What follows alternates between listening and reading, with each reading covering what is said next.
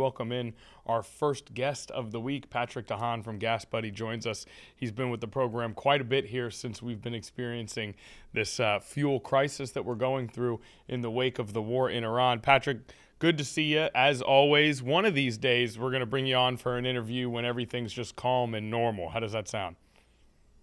Well, it sounds a lot better than the last couple of weeks. Certainly staying on top of things. It's been a pretty challenging time. Maybe some good news this morning, although we've seen a lot of these head fakes, right, in the last couple of weeks, is that Iran has potentially made an offer that excludes a nuclear deal to reopen the strait. So we'll keep an eye on that. But when it comes to pump prices here, still increases over the last week across much of Norfolk.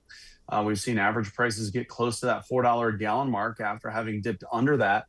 It is possible that we could see prices going up again this week, potentially beyond that $4 a gallon mark. And you spoke about how when there are changes on the global stage, it takes a little bit of time to work its way down to the pump here in Norfolk or Hampton Roads or North Carolina. As we see a possible rise in prices over the next couple days, are you able to hearken back to where that comes from? Are you able to sort of track, okay, this is a result of the announcement of the blockade? This is is that something you can connect the dots on? Typically, it depends on just how much noise there's emanating from what is happening between the U.S.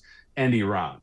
Usually, there is somewhat of a 2 to 4 day lag. The sharper the news, or the more surprising, the more drastic, the more impactful it can be.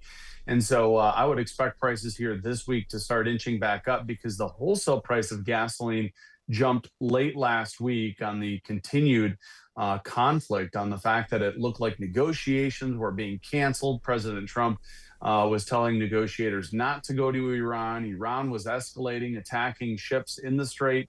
And so it's those actions that happened late last week that's likely to start rekindling the price you pay at the pump over the next 24 to 48 hours. As stations are kind of looking at their costs again this morning, we could start to see some of them raising their prices as a result. We've also seen some refinery snags, not so much along the East Coast, but there have been a couple refinery issues in Texas. And that does feed into areas like Virginia because the Colonial Pipeline connects those massive refineries to areas like Virginia. So even that is having an impact on prices. But all in all, I would think that most of the nation will likely see prices going up this week due to continued tensions. Now that I want to stay on the refineries, when you see those issues in some Texas refineries, what is it that you guys are seeing, and how does that sort of manifest itself in relation to what we're seeing with the war in Iran? Yeah, most of what we've been seeing over the last couple of months has been related to the war on Iran, but there have been seasonal factors that do have an impact on prices as well. Things like refinery maintenance, which starts in early March and usually lasts until late April or May. That has been impactful.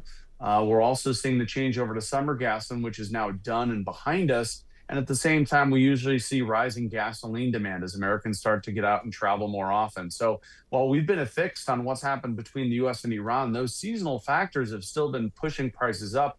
And as a result of some of that maintenance, there have been some unexpected outages that have started to or will start to enhance the price that you pay at the pump over the next couple of days as well. So now you're seeing more of a confluence of both the U.S. and Iran situation, as well as refinery maintenance and outages that have developed.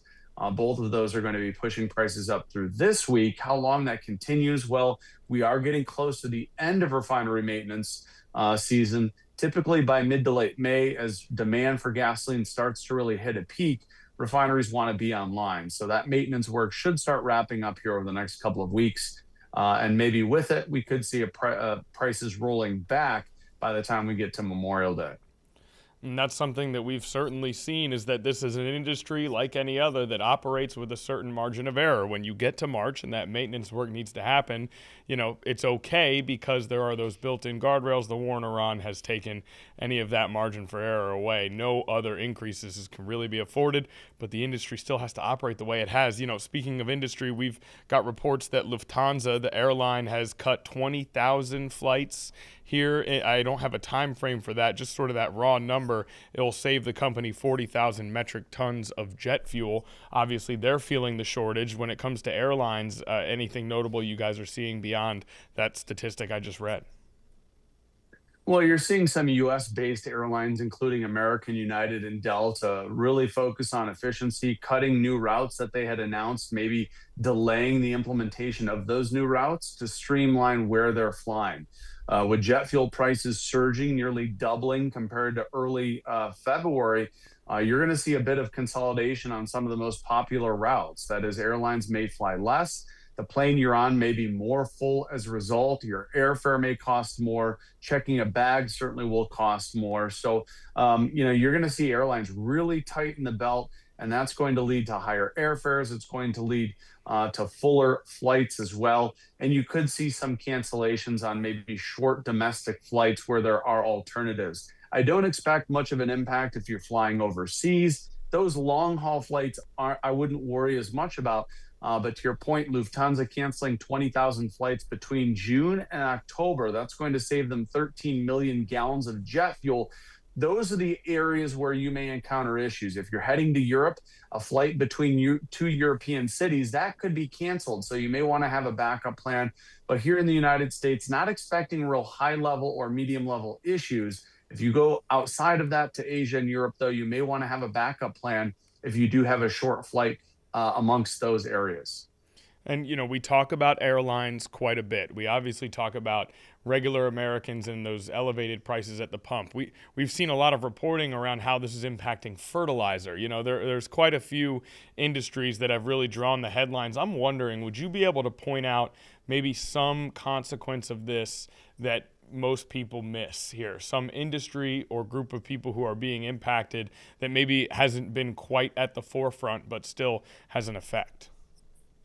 Well, I mean, just about everything. I mean, if you look at everything around you, if you look at what's behind me, I mean, almost all of that has either moved via diesel or is derived from plastic, which is derived from oil as well. So, to put it into perspective, almost everything you and I use in our daily lives has oil derived from various products, whether it's plastics, whether it's things like detergents, whether it's things that farmers use like fertilizer. The fuel to get into their fields is diesel fuel as well. So, from top to bottom, transportation companies, logistics, supply chains have been very challenged by diesel prices remaining so elevated. Thankfully, diesel prices in the last week have moderated slightly, but I do think that this week, with this situation ongoing, we could see diesel prices turning around as well. So, just about every aspect as our lives has some reliance on oil.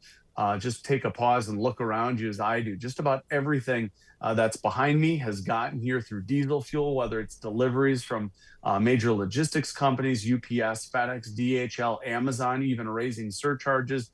Much of the US economy is really contingent on liquid petroleum fuels to keep it moving. It's a really interesting reminder of that fact of life. Also interesting to showcase just how warfare can be conducted in different ways and how there are sort of economic, quote unquote attacks that can happen just as much as anything else we've seen. Patrick de Haan, you always provide us with a lot of perspective. We always appreciate it. Anything else you want to add before we let you go? Well, like I said, hopefully there's some light at the end of the tunnel, though there have been a lot of these head fakes that Iran has potentially offered the U.S. a deal to reopen the strait. It does not cover, though, the significant issue of Iran's nuclear ambitions. But keep an eye on that. I think both the U.S. and Iran continue to poke for ways to solve this. But, we continue to see a lot of stubbornness potentially on both countries that want everything done their way. So, keep an eye on it, but as long as the strait continues to be closed, you and I are going to be continuing to pay more at the pump. Yeah, absolutely. Patrick de Haan, a pleasure as always, and I'm sure we'll see you before long, hopefully with better news. Thanks for having me. Appreciate it.